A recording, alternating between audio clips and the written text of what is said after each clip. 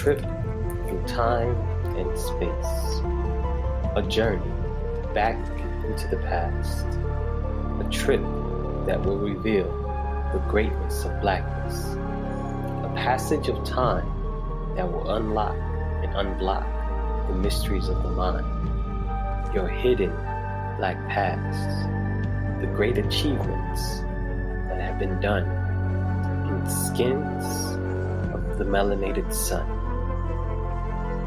Take a journey to discover that which is unknown.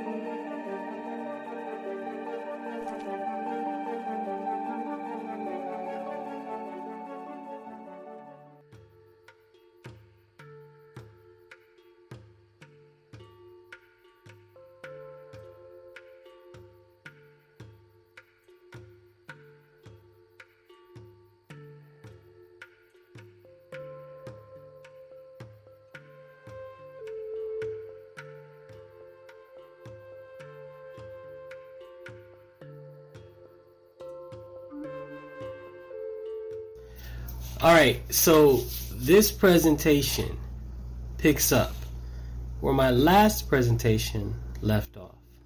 So if you want to catch up, I would say catch my presentation at Greece Part 1. So I'm going to just start with where this presentation left off and go from there. This is going to be another short one, so just hold on a second.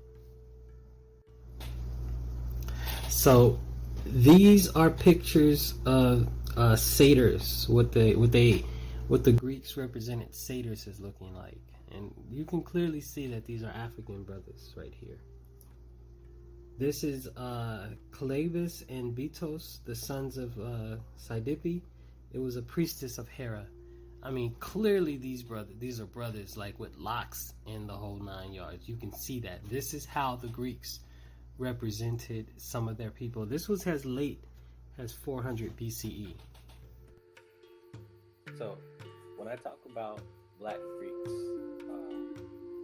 these are the ancient Greeks, a whole different set of Greeks than what we have today when we say Black Greeks. So, whenever we're presented with images from Greek mythology, these are the images that come to mind. We're never thinking about the image that they also represent because we're not shown.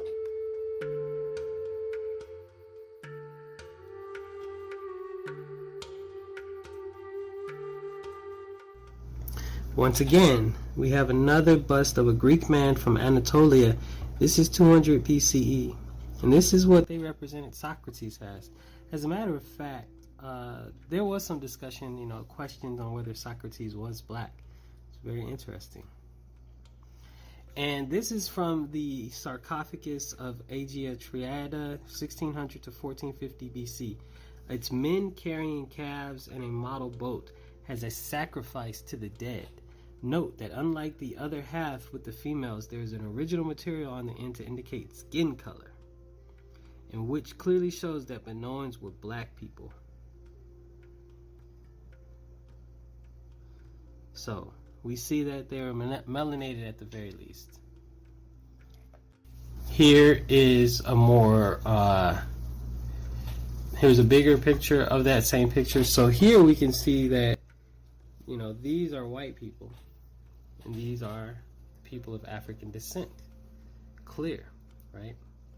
But what this also shows us is that it was a mixed culture. There were blacks and whites here in Crete, the Minoan Cretan civilization. But this fresco shows the difference. You can't just say they were just coloring people different ways. These are clearly some white chicks, and these are some brothers, no doubt. Now stay with me, walk with me, sit through this as we understand different aspects of Greek history we didn't know.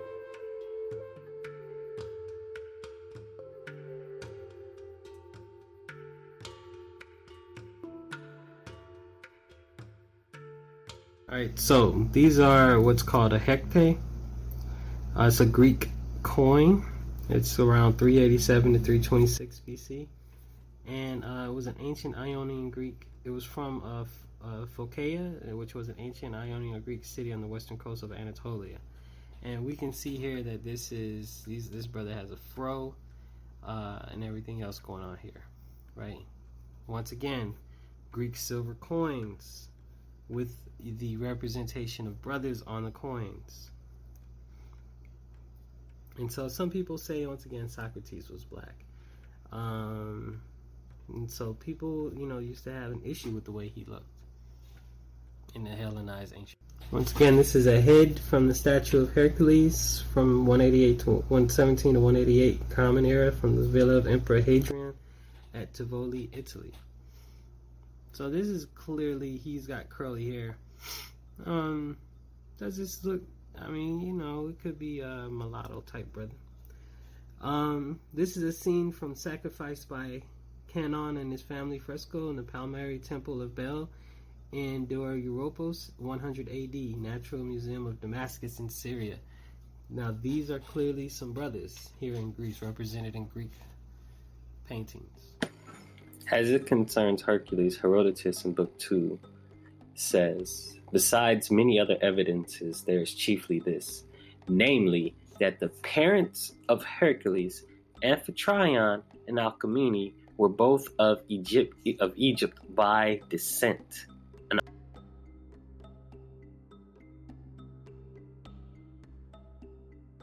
So this is the statues of Heracles in Persia. According to its Greek inscription, this was dedicated in 148 BC. Pay special attention and take close note of the texture of the hair on this statue. Alright, so many people that came out from the war were not integrated into Kemetic society and fled to surrounding areas, which is why in those areas we see the rise of spiritual systems that are very similar to the spiritual systems of ancient Kemet. This is talking about, I think it was Herodotus, who said all of the gods of Greece came from Egypt. This is what happened, and this is in reference to the Minoans. This is, some would say that these were the descendants of the Egyptians that migrated after Narmer unified Upper and Lower Kemet in 3000 BC. They migrated and ran after the war. I think you can remember when I said that. So the supreme being in the religion of Crete was Hera. She was immortal, changeless, benevolent, life-giving, life-sustaining, and omnipotent. The chief power holders in the nation were women. Crete was matrilineal and matriarchal. And then, according to Walter Burkitt, both Hera and Demeter have many characteristics, attributes of pre-Greek great goddesses. In the same vein, Charles Francis Carey suggests that Hera had some sort of earth goddess worship in ancient times, connected to her possible origin as a Pelagesian goddess mentioned by Herodotus. On page 79 to 80, Burkitt says that the goddesses were worshipped in what they call the Bronze Age, 3100 to 300 BCE. In the Neolithic and Bronze Ages, the female idols became, in many ways, more developed and differentiated. One cannot simply equate the statues from Sescolo and Lerna, the beautiful marble statues from Cycladic graves, and consummately splendid statues of goddesses from Minoan palace shrines. But it can hardly be doubted that they reflect the continuity and differentiation growing from a common root. The goddesses of Greek polytheism, so different and complementary, are nonetheless consistently similar in appearance at an early stage, with one or other simply becoming dominant in a sanctuary or city. Each is the great goddess presiding over a male society. Each is depicted in her attire as mistress of the beast and mistress of the sacrifice. Even Hera and Demeter. Artemis enjoys the closest ties to the hunt, but at the same time Artemis's Ephesus is very much like Asiatic Cybele, Aphrodite, recalls Oriental origins of the naked goddess, who was herself a transformation of the ancient Venus statuettes, becoming more sexual and less dangerous in the course of civilization. The goddess Ishtar, however, remained a goddess of war, and Venus could bring victory to a Sulla or Caesar. On page 87, Graves states that the Grassai, which was Greek, means worshippers of the crone. We know them as Hellenes because the men later on had a problem with being called worshippers of the mother goddess and changed their name.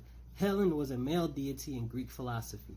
Helen was the son of Deucalion and Pyrrha, and was the brother of Amphitryon by the nymph Orpheus. He became the father of 3 sons, Aeolus, Zeus, and Doris, and a daughter, Xenopatra. Otherwise, Helen was called the son of Pronos, another son of Deucalion and Pyrrha.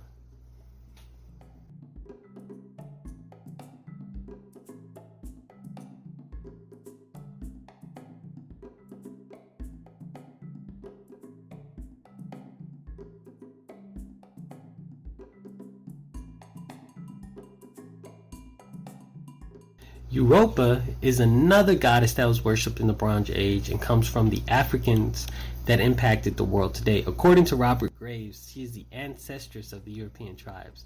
Many historians, however, claim to not know the origin of her name, but she is always associated with Cretan or Phoenician origin. She is the sister of Cadmus, son of Agenor, king of Phoenicia, Phoenicia being an African country. She was also identified being related to Neptune and Argiope, both of Egyptian, thus African heritage. So, Homer's Odyssey. Homer's hero in the Odyssey is a man named Odysseus, a king of Crete. Remember, Cretans portrayed themselves as melanated people and who are most likely the descendants of Egyptians that migrated after the wars of Narmer. Athena. Her story has her born beside Lake Tritonis in Libya. Plato identified her with Neith, the ruling goddess of the city of Sais. The Greek legislator Solon went here, Sais, to study law and history. It was from this temple in Sais that we get the mention of Atlantis, the bane of Afrocentric existence.